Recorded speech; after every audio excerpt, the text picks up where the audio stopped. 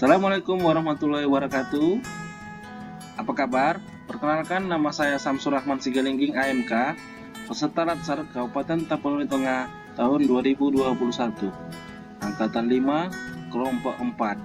Di sini saya akan menampilkan tugas Latsar saya, yaitu Minmap Etika Publik, yang mana kegiatan ini diselenggarakan oleh BPSDM Sumatera Utara dan BPSDM Kabupaten Tapanuli Tengah. Pengampu materi Bapak Dr. Andus Ihwan Faizan Nasution MAP. Etika publik. Etika publik memiliki 6 cabang. Yang pertama, kode etik ASN, konsep dan prinsip, perilaku pejabat publik, nilai dasar-dasar etika publik, fungsi dan dimensi etika publik, dan tuntutan etika publik dan kompetensi.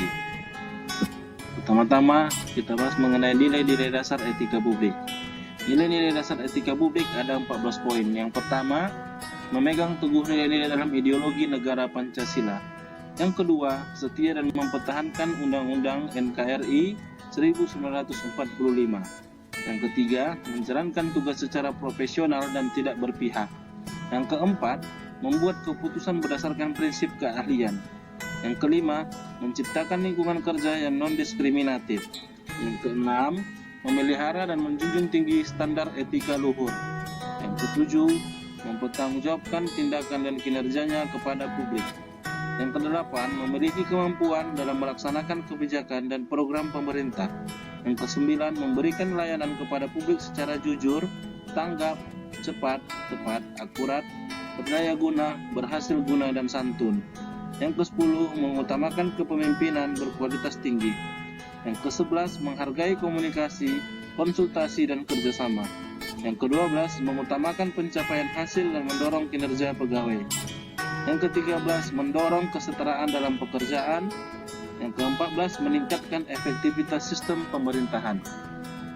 Selanjutnya, kita masuk ke fungsi dan dimensi etika publik. Mengapa etika publik itu penting? Etika publik penting karena etika publik merupakan refleksi baik atau buruk dalam melaksanakan tindakan memberikan pelayanan kepada publik. Maka etika publik akan menuntun kita, seorang ASN, untuk bisa memilah dan memilih mana yang baik atau yang salah, mana yang benar atau yang salah di dalam kita berperilaku, bersikap, tindakan, dan mengambil keputusan untuk mengarahkan kebijakan publik dalam rangka menjalankan tanggung jawab pelayanan publik. Fungsi dan dimensi etika publik juga memiliki cabang dimensi etika publik, yang mana terbagi menjadi 3, yaitu kualitas, modalitas, dan tindakan. Selanjutnya, kita masuk ke tuntutan etika publik dan kompetensinya. Tuntutan etika publik dan kompetensi terbagi menjadi 3, kompetensi teknik, kompetensi leadership, dan kompetensi etika. Pertama, kita bahas kompetensi teknis. Kompetensi teknis terbagi menjadi 4 poin. Yang pertama, memiliki pengetahuan tentang hukum. Kedua, kemampuan manajemen program. Yang ketiga, manajemen strategis. Yang keempat, manajemen sumber daya. Selanjutnya, kompetensi leadership. Kompetensi leadership juga terbagi menjadi 4 poin. Yang pertama, memiliki penilaian dan penetapan tujuan. Yang kedua, keterampilan manajemen. Yang ketiga, gaya manajemen. Yang keempat, kepemimpinan politik dan negosiasi. Ketiga, kompetensi etika. Kompetensi etika pun terbagi menjadi 4 poin. Yang pertama, manajemen nilai. Yang kedua, kemampuan penalaran moral. Yang ketiga, moralitas pribadi. Yang keempat, etika organisasional. Selanjutnya, kita masuk ke kode etik ASN. Apa itu kode etik ASN? Kode etik ASN adalah aturan yang mengatur tingkah laku dalam suatu kelompok khusus. Sudut pandangnya hanya ditujukan pada hal-hal prinsip dalam bentuk ketentuan-ketentuan tertulis. Di dalam kode etik ASN ada 12 kode etik ASN yang harus dipegang teguh. Pertama, melaksanakan tugasnya dengan jujur, bertanggung jawab, dan berintegritas tinggi. Yang kedua, melaksanakan tugasnya dengan cermat dan disiplin. Yang ketiga, melayani dengan sikap hormat, sopan, dan tanpa tekanan. Contohnya dimulai dengan kata permisi, tolong, terima kasih, dan lain-lain. Yang keempat, melaksanakan tugasnya sesuai dengan peraturan perundang-undangan yang berlaku. Yang kelima, melaksanakan tugasnya sesuai dengan perintah atasan atau pejabat yang berwenang sejauh tidak bertentangan dengan undang-undang dan etika. Yang keenam, menjaga kerahasiaan yang menyangkut kebijakan negara. Yang ketujuh, menggunakan kekayaan dan barang milik negara secara bertanggung jawab, efektif, dan efisien. Yang ke-8, menjaga agar tidak terjadi konflik kepentingan dalam melaksanakan tugasnya. Yang ke-9, memberikan informasi secara benar dan tidak menyesatkan kepada pihak lain. Yang ke-10, tidak menyalahgunakan informasi internal negara, tugas status kekuasaan, dan jabatannya untuk mendapat atau mencari keuntungan. Yang ke-11, memegang teguh nilai dasar ASN dan selalu menjaga reputasi dan integritas ASN. Yang ke-12, melaksanakan ketentuan peraturan perundang-undangan mengenai disiplin pegawai ASN.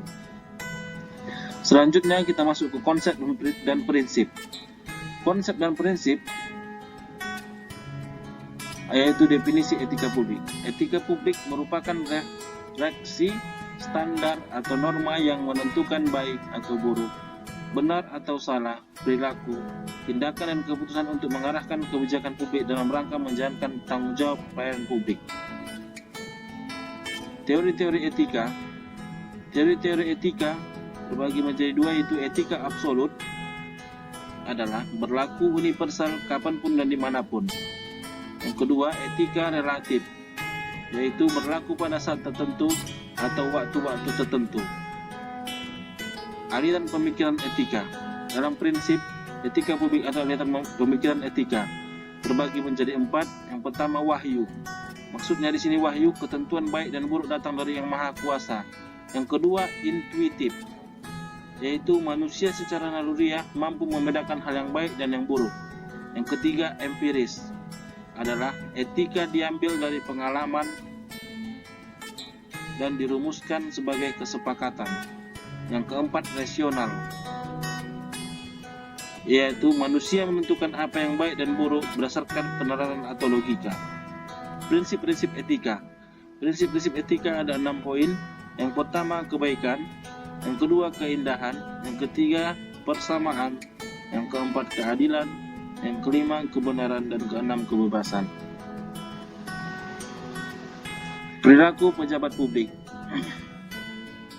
Perilaku pejabat publik punya standar etika publik. Ada 4 poin. Yang pertama, adanya tuntutan masyarakat kepada pemerintah untuk melakukan reformasi di segala bidang agar tercapai pemerintah bersih dari KKN. Yang kedua, berkembangnya kehidupan demokrasi. Yang ketiga, tegaknya supremasi hukum. Yang keempat, perlindungan dan penghormatan hak-hak manusia. 8. Area perubahan reformasi birokrasi. Pertama, manajemen perubahan. Yang kedua, penataan peraturan perundang-undangan. Yang ketiga, penataan dan penguatan organisasi. Yang keempat, penataan tata laksana. Yang kelima, penataan sistem manajemen SDM. Yang keenam, penguatan akuntabilitas. Yang ketujuh, penguatan pengawasan. Yang ke-8, peningkatan pelayanan publik. Sekian pemaparan dari saya. Apabila ada kekurangan, saya mohon maaf. Assalamualaikum warahmatullahi wabarakatuh. Terima kasih. Boras Tapteng.